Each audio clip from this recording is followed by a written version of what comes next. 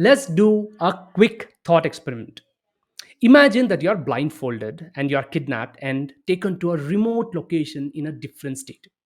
You are left in an unknown place with just a smartphone and nothing else. What's the first thing you do after removing the blindfold? You open Google Maps, right? You open Google Maps to find out where you are exactly. And what does Google Maps use? Which technology does it use? And that is GPS, Global Positioning System. GPS identifies your exact location using coordinates: north, south, east, and west. So now we need to understand it. So many things happen behind the scenes to pinpoint your position. Now, just like we have GPS for navigation, we need something similar for finances, isn't it? And that's where FPS, Financial Positioning System, comes in. It helps us figure out exactly where we are financially so that we can plan where to go next. Just like GPS uses north, south, east, and west, positioning system uses four key elements. What are those four key elements? Income, how much money you bring in; expenses, how much money goes out of your pocket; assets, what you own; liabilities, what you owe. These four elements determine your financial health and show you exactly where you stand today. Now, let's break it down furthermore. There is more to it. The first part of FPS is financial longitude, which includes your income and expenses. Income is the money that flows into your life. Simple. The more sources of income you have, the stronger your financial position is. Expenses, on the other hand, determine how much of that income you actually can keep, right? So now let's break down the income part further. There are multiple sources of income that a person can have. The most common one is salary, which is what you earn from your job. Then there's business income, what you earn if you run a business or if you are self employed. And then comes rental income. That the rental income is what you earn from your properties when you rent out. Then you have interest income, which you earn from savings accounts, FDs, or by lending money. Then there is capital gain income, that the profit what you make from selling assets like stocks and real estate. Then there is dividend income, which is your company's pay when you hold stocks. Then we have gifts, especially in wealthy families where large cash gifts are passed down. Then there is royalty income, which comes from your books, patents, or creative work. Then there is pension income, which supports you in retirement. And finally, inheritance. Inheritance is wealth passed down from previous generations. The key takeaway here is income is a number one wealth building tool. Remember this.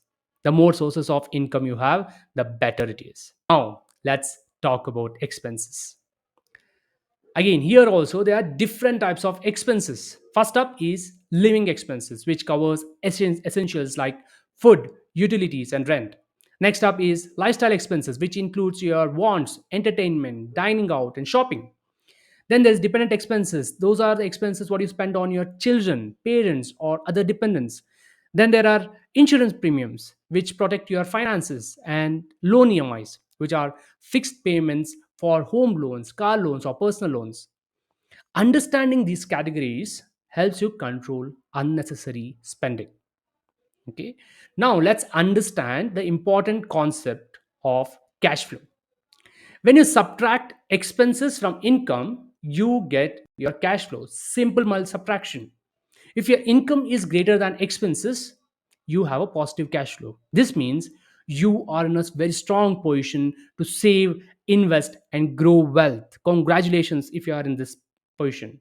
If your expenses are greater than income, then you have negative cash flow. This means you need to track expenses carefully, create a budget, cut down on unnecessary spending, and maybe even increase your income and change jobs. Yes. So to be good with cash flow, there are two things, two very important things: building multiple sources of income and creating consistent sources of income. Okay. Now let's move to the second part of FPS, that is financial latitude, which includes your assets and liabilities.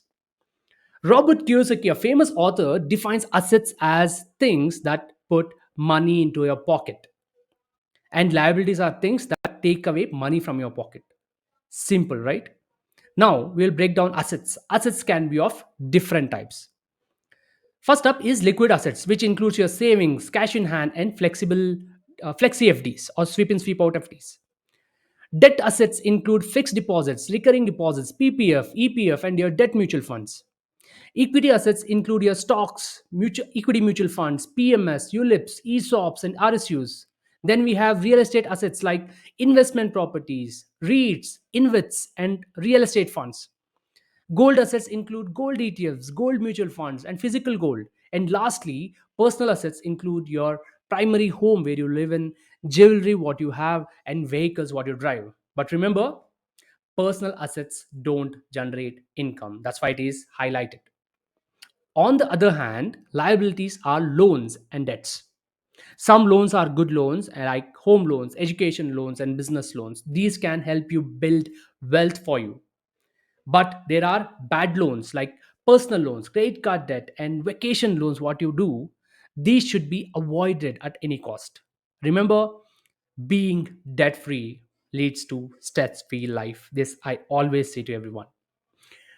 Now, let's talk about net worth. There are two types of net worth: notional net worth. Simple, assets minus liabilities is notional net worth. Actual net worth is assets minus liabilities minus personal assets. Most people count their personal assets in their net worth, but in reality, these are consumption assets. You won't sell them. Your actual net worth is what truly matters. Got it? Now, here's what you need to do. There are 7 steps what you need to do now. First step is determine your monthly income after tax. The first step is knowing how much money you actually take home every month. Why? Because many people focus on their gross income but ignore deductions. Your real spending and investing decisions should be based on the min income that actually hits your bank account, right? The second step is calculating your monthly expenses. The best way to track this is by downloading your 3 months bank statement, and you list out your expenses over the last 3 months to find your average monthly spending. Once you do this, you will see where your money is really going. In the current situation with UPI, it is a little difficult, but please do this. The third step is add a Murphy's Law factor, 10% for unexpected expenses. Murphy's Law says anything that can go wrong will go wrong. Unexpected expenses always come up, right? Medical repairs, car repairs, sudden travel, home maintenance, etc. To stay financially prepared, add another 10% buffer to your total monthly expenses. The fourth step is find your cash flow, income minus expenses. Cash flow is simply income minus expenses. If the result is positive, great, you are doing an amazing job. You have money left to save and invest.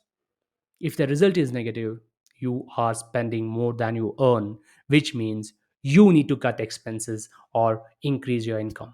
This step is crucial because cash flow is the lifeline of your finances, right? Fifth step, list down your assets, everything what you own. Assets are things that increase in value or generate income. Then list down your liabilities, everything what you owe. Why is this important? Because many people only focus on assets and ignore liabilities, right? Knowing how much you owe helps plan your debt repayments better and reduce financial stress. And last but not the least, this is very important, calculate your notional and actual net worth. Notional net worth is simple, total assets minus total liabilities. Actual net worth is total assets minus total liabilities minus personal assets. Why remove personal assets like your house, car, or jewelry? Because these are consumption assets. You rarely sell them even in tough situations. Actually, actual net worth is your real wealth number which you need to focus on. Got it? So these are 7 steps to gaining financial clarity. By now, you should have a clear idea of your cash flow, assets, liabilities, and net worth.